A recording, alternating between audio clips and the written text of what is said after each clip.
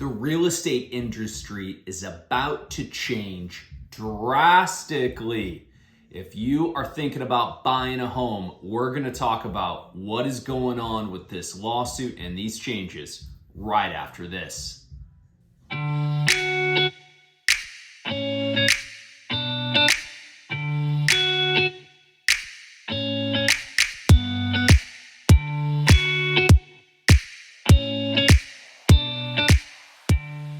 Hey there, my name is Ryan Skaggs, and this is the Mortgage Minute. This channel is dedicated to everything mortgage, real estate, and interest rates. Well, the big topic is this lawsuit, and I'll click above, or I'll show a couple videos here above on what I mean when I say the lawsuit. I've not made much video content around this topic because I was waiting for this trial to either get settled out of court or to come to a verdict. Well, guess what? Is the beginning of November 2023. Average 30-year fix according to Freddie Mac at 7.76. We're at those historic highs, and we have a landmark verdict here in this trial. So let me give you the 2 cents if you're a consumer. If you're a real estate agent, you're probably going to know all this. I'm going to use basic terminology here. But if you're a buyer, this is what could be changing. There are plaintiffs that essentially sued the National Association of Realtors and a bunch of brokerages and said that these brokerages conspired to inflate commissions, some other items too. They basically said like, hey, I am forced as a seller to pay a buyer's agent that I've never met, that maybe didn't work for me, maybe they worked against me, blah, blah, blah. Basically, they said there's conspiring going on and that the system as itself is flawed and should be changed.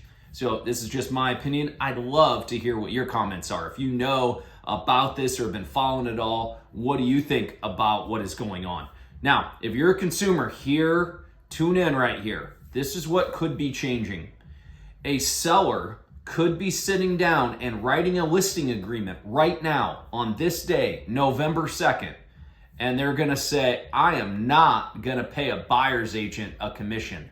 I'm only going to pay my agent a commission to sell the property. The buyer's agent is on their own. They're going to have to go talk with their buyer. If you are a buyer, then this is what could be happening. The buyer's agent fee that was normally paid by the seller could be falling into your lap. So therefore, if you're looking at properties and your agent needs to be explaining these things to you, right? There's in the NMLS or in the multiple listing service, when you go in online, you can actually find where if the seller is paying the buyer's agent or if the list agent is splitting a commission, blah, blah, blah, however you want to say it. The words that we use there are very specific in the real estate agent world, but to you as an average consumer, far less important. But you can figure out if the agent's going to get paid by the sell side. If they're not getting paid by the sell side, then they're likely having a conversation with you in regards to their fee. Hey, they're probably not going to work for free. That is absolutely a fair point. Now, you might be thinking, hey, I could find a home all by myself. But tune in here. I want you to listen to this. Think about all the different contingencies, contract items that go on. If you've not bought a home, I'm going to start naming some of these, right?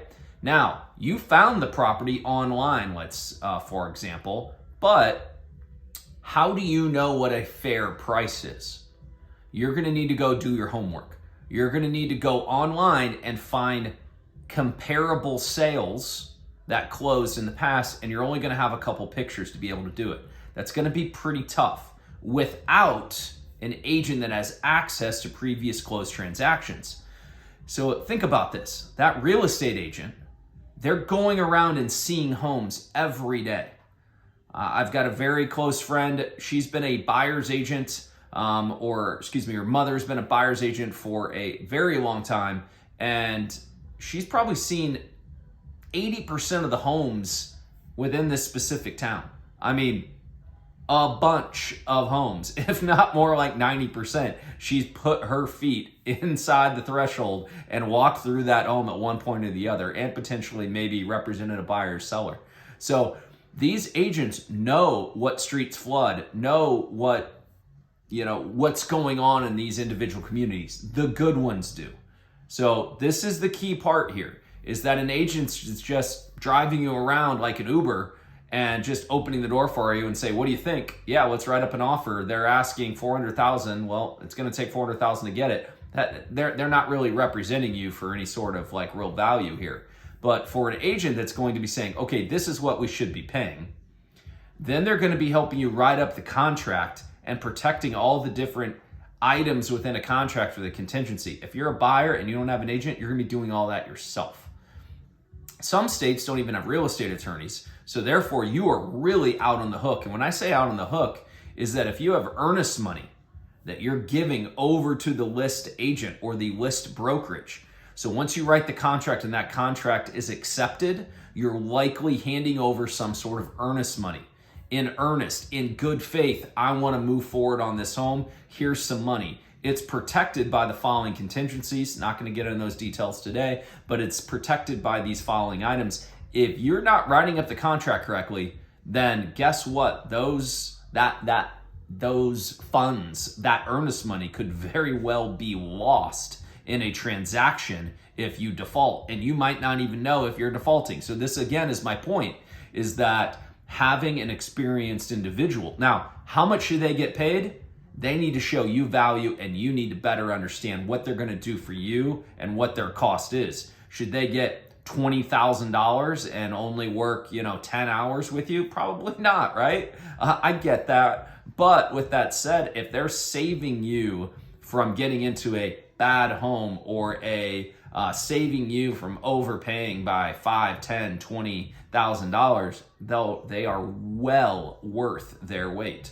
So that's the contract piece. Then you have to go, typically you want to do an inspection. You're trying to get a hold of a real estate attorney. They're doing all of this. They're helping you monitor in terms of, referring people from their world, people they've worked with before that, have a good, that have, say lenders, for instance. Let's use this. They're referring potentially a few lenders that have executed on the timelines and continue to close on time and continue to have good service marks. Well, if you're just going to go find any one of the attorney, of the inspector, of the lender, and the whatever without real knowledge in terms of their past experiences, that's going to be tough on you as well.